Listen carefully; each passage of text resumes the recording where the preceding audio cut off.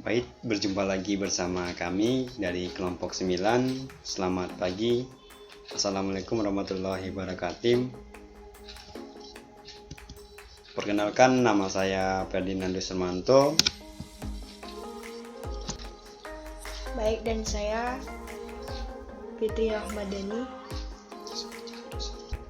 Mata kuliah pembelajaran statistika. Dosen pengampu Joni Abar, MPD. A. Ukuran gejala pusat dan variabilitas. 1. Pengukuran gejala pusat. Ukuran pemusatan data adalah nilai tunggal yang dapat memberikan gambaran yang lebih jelas dan singkat tentang pusat data yang juga mewakili seluruh data. Beberapa teknik penjelasan kelompok yang telah diobservasi dengan data kuantitatif selain dapat dijelaskan dengan menggunakan tabel dan gambar, dapat juga dijelaskan menggunakan teknik statistik yang disebut dengan modus, median, dan mean. Modus, median, dan mean merupakan teknik statistik yang digunakan untuk menjelaskan kelompok yang didasarkan atas gejala pusat,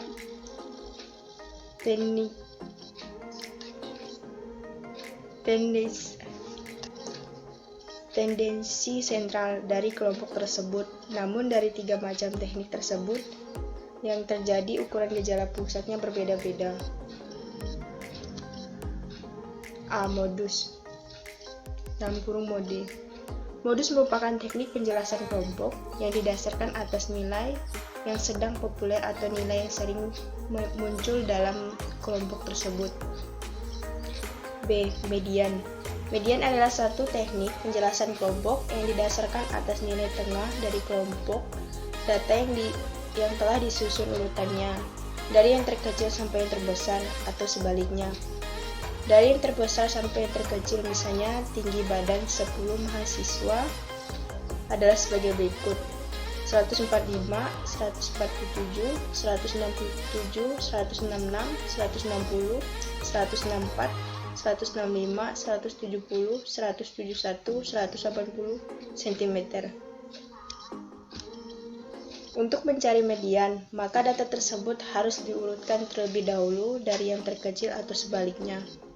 Kalau diurutkan dari yang terbesar menuju kecil adalah 180, 171, 170, 167, 166, 165, 160, 147, 145 cm.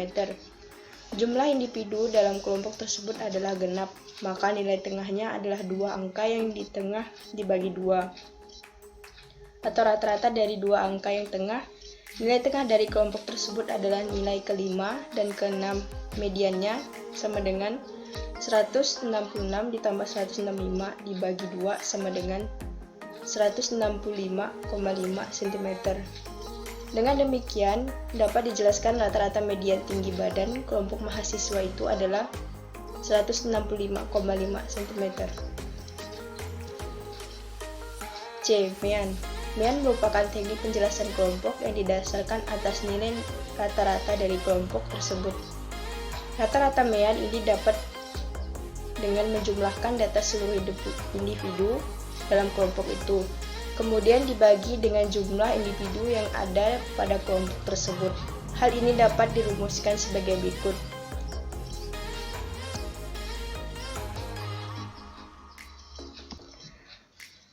ME sama dengan sigma, dengan ME sama dengan mean diartikan dengan rata-rata. Sigma sama dengan epsilon diartikan dengan baca jumlah. XI sama dengan nilai X ke I sampai ke N.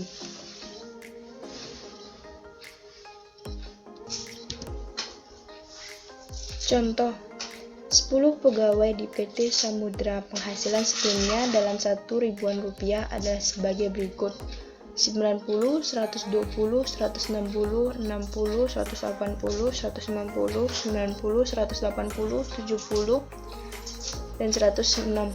Untuk mencari mean atau rata-rata data tersebut tidak perlu diurutkan nilainya, tetapi dapat langsung dijumlahkan, kemudian dibagi dengan jumlah individu dalam kelompok tersebut. Berdasarkan data tersebut, maka MEAN dapat dihitung, yaitu ME sama dengan dalam kurung 90 tambah 120 tambah 160 tambah 60 tambah 120 180 tambah 190 tambah 90 tambah 180 tambah 70 tambah 160 tutup kurung dibagi 10 sama dengan Rp130.000.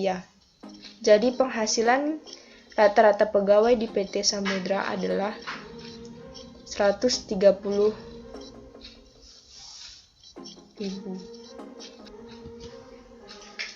Baik, selanjutnya D. Rata-rata geometris.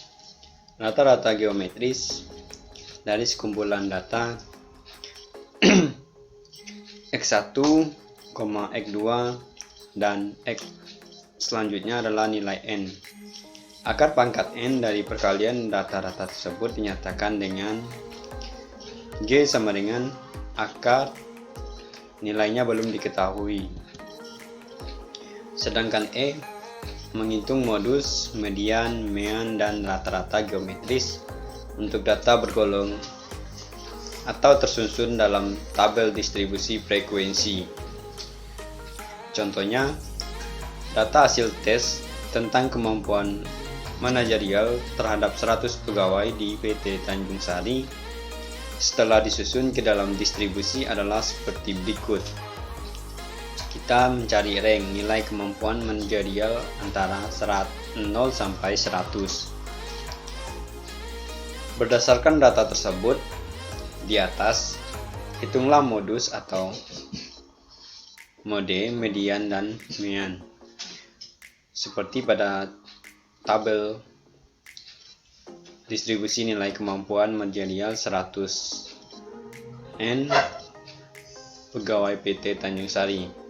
Seperti pada tabel berikut, ini adalah contoh dari nilai kemampuan manajerial. Yang pertama ada interval nilai kemampuan, dan kolom yang kedua adalah frekuensi atau ilmiah. Antara nilai 21 sampai 40 yaitu terdapat 8 orang, dan nilai 41 sampai 60 yaitu ada 48 orang. Nilai 61 sampai 70 yaitu ada 20 orang. 71 sampai 80 yaitu ada 10 orang.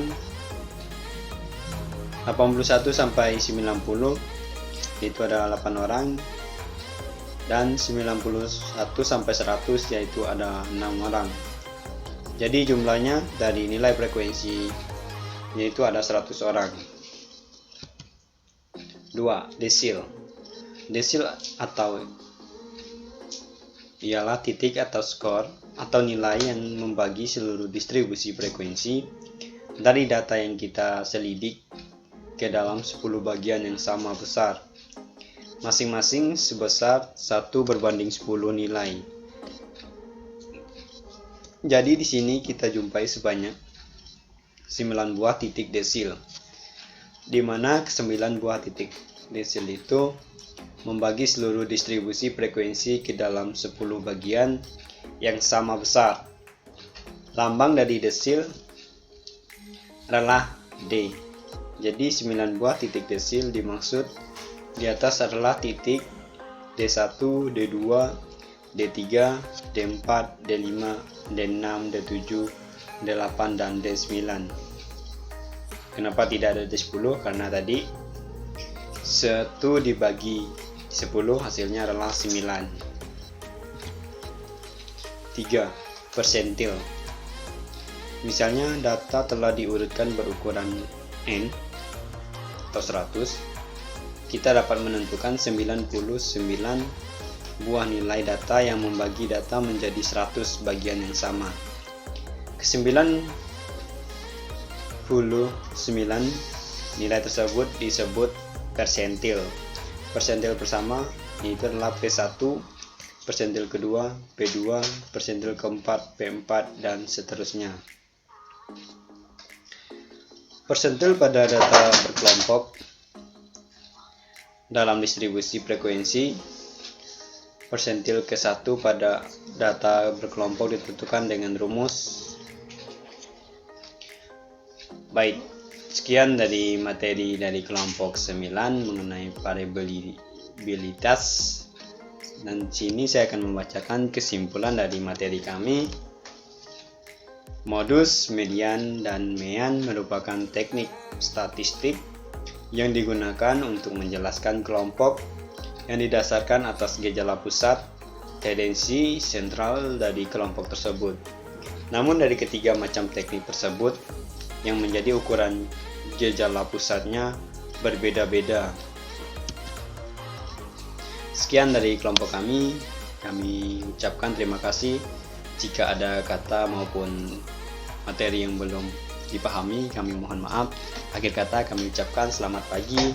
Assalamualaikum warahmatullahi wabarakatuh. Bye bye.